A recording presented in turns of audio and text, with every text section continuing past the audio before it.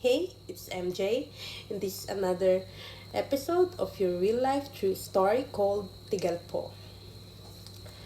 Ako po si Norman.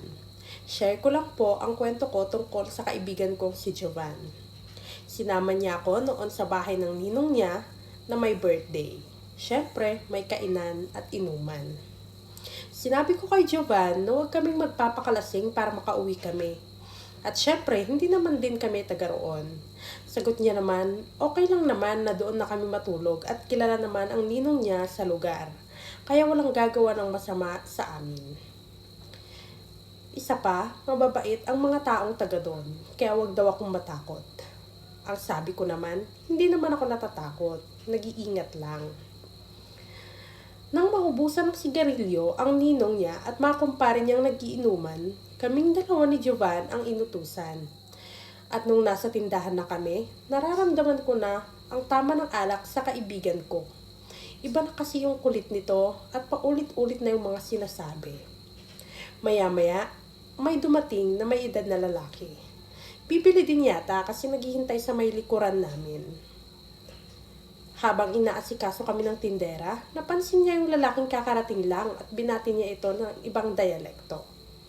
Hindi ko naman din maintindihan dahil bago sa pandinig ko.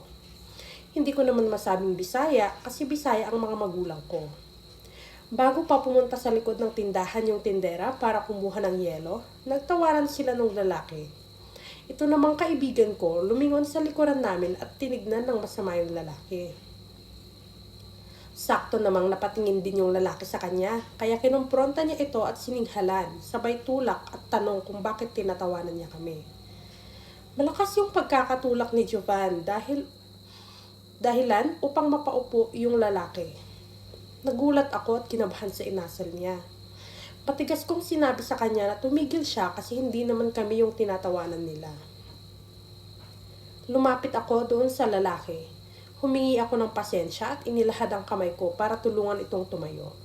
Kaso hinawi niya lang ito at tumayong mag-isa. Tsaka lumakad ng palayo sa tindahan. Napakasama ng tingin nito sa amin, lalo na kay Jovan. Ito namang kaibigan ko ay akma pa sanang hahabulin ng lalaki, ngunit pinigilan ko na siya. Kabado ako noon, Miss MJ. Baka kasi balikan kami ng lalaki at magsama ito ng marami. Siguradong bugbog o baka mapatay pa kaming dalawa. Kaya pagkaabot ng tindera ng sukli, binilisan ko ang paglalakad. Ngunit si Jovan tatawa-tawa pa. Napakaduwag ko raw. Biniro pa ako nitong relax lang daw, hindi raw kami maaano sa lugar na yon. Pagdating sa bahay ng ninong niya, parang walang nangyari at tuloy lang sa pagkikipag-inuman ang kaibigan ko. Para namang alalay lang ako. Ayoko kasi talagang malasing. Pagkalipas ng isang oras, ay may napansin ako sa labas ng gate. Parang may lalaking nakatayo. Kumabog tuloy yung dibdib ko. Baka kasi may mga kasama rin ito. Lalo na nang ma-realize kong yun ang lalaki sa tindahan kanina. Hindi ko na yun pinaalam kay Jovan. Baka kasi magkagulo pa. Hinintay ko na lang kung may mangyayari. Pilit ko na lang kinakalma yung kalooban ko. Kasi nakikita ko namang marami naman kami doon at gaya ng sabi ni Jovan, kilala at respetado yung ninong niya. Palihim ko lang na sinusulyapan yung lalaki. Ilang minuto na siyang nakatayo roon, pero wala naman ako nakikitang masama.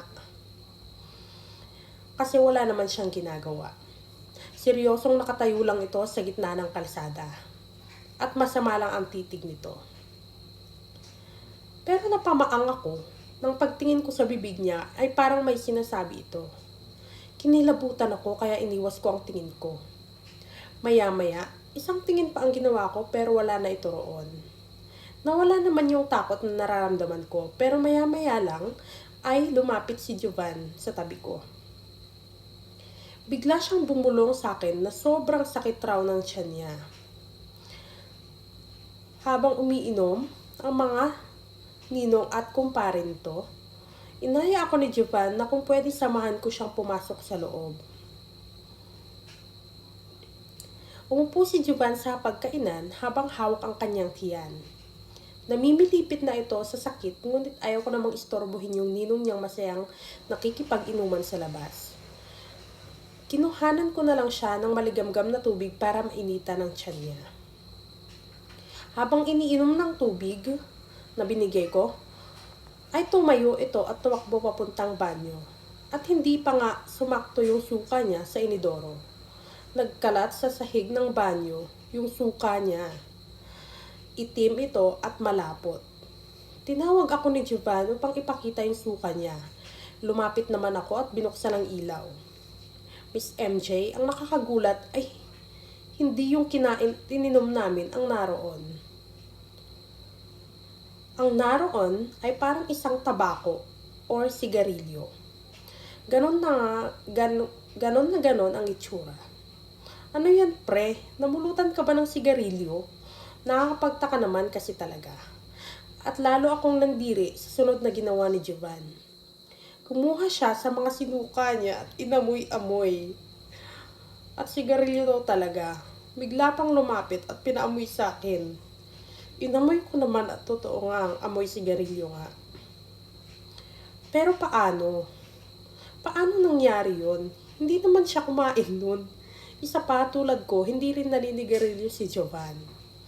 Naulit pa yung pagsusuka niya, hindi rin mawala ang sakit ng tiyan niya.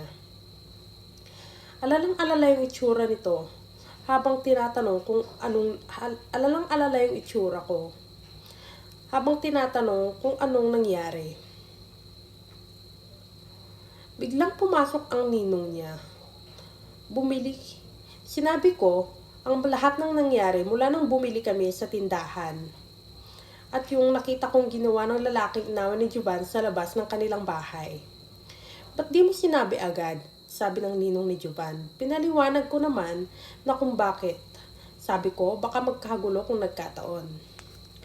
Miss MJ, sabi ng ninong ni Jovan, kilala niya daw kung sino yung taong yon.